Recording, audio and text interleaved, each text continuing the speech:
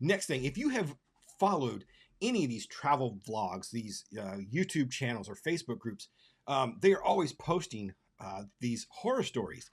So if you follow anything in the travel industry, you've seen some. There have been some really, really bad situations lately.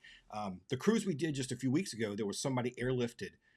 We got to Disney's private island, Castaway Cay. There was somebody airlifted as we were getting off the ship. So it was a medical emergency.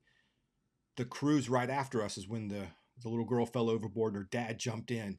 And then a few days later, that same ship had to turn around and air vac somebody else off that ship. So that ship has had 3 medical emergencies in less than like 3 weeks. It happens, folks. There are things that happen during your trips and your vacations. So please, another one from Kelly. Please consider travel insurance, especially for these.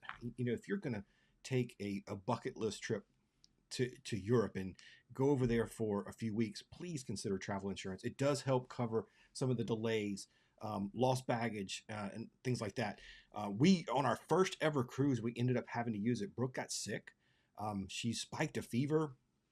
We were supposed to be on an excursion. We called the guest services, and we're like, hey, we can't go on this thing. What do we do? And they're like, well, we're still gonna charge you for the excursion because it was the day of. But they're like, if you go to the doctor, then maybe they'll write you an excuse. So we did. We went to the doctor on the ship and got seen, and it just turns out she had a viral infection.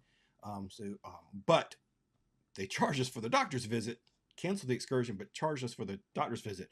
And what our health insurance didn't cover, because it was pretty expensive, it was several $100s. Our trip insurance did help offset the cost of that. So it does happen.